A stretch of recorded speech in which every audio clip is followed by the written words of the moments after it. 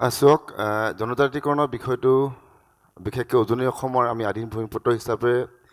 মটক আৰু মৰাণ এই দুটা জনগোষ্ঠীৰ ইতিহাস জড়িত এটা জনগোষ্ঠী আৰু এই দুটা জনগোষ্ঠীয়ে বিশেষকৈ জনজাতিকৰণৰ নামত বিভিন্ন সময়ত আমি আপোনালোকে দেখিছে আমি ৰাজপথত আমি আন্দোলন কৰিবলগীয়া হৈছে আমি এজিপি চৰকাৰকো আমি গালি দিব লাগিব আমি কংগ্ৰেছ চৰকাৰকো গালি দিব লাগিব একে প্ৰতিশ্ৰুতি আৰু বৰ্তমান থকা শাসনত থকা এখন বিজেপি চৰকাৰকো আমি গালি দিব লাগিব আমি অকৰা মটক আমি অকৰা মৰাণ আমাক জনজাতিকৰণ লাগে ক'ৰ পৰা আনি দিব বৰ্তমান মুখ্যমন্ত্ৰীয়ে দায়িত্ব ল'ব লাগিব আৰু কি ফৰ্মুলা দিব তেখেতে ক'ব লাগিব তেখেতে বৰ্তমান গাড়ীত বহি আছে তেখেতে আমাক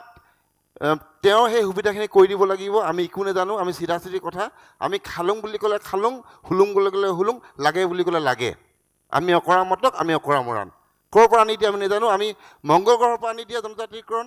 ক'ৰবাত বেলেগ গ্ৰহৰ পৰা আনি দিয়া জনজাতিকৰণ আমি একো নাজানো আমাক জনজাতিকৰণ লাগিবই নহ'লে প্ৰতিবাদ চলি থাকিব অস্থিৰ হ'ব উজনি অসম চিধা কথা তিনিচুকীয়া অস্থিৰ হ'ব ডিব্ৰুগড় অস্থিৰ হ'ব আমি একো নাজানো ধন্যবাদ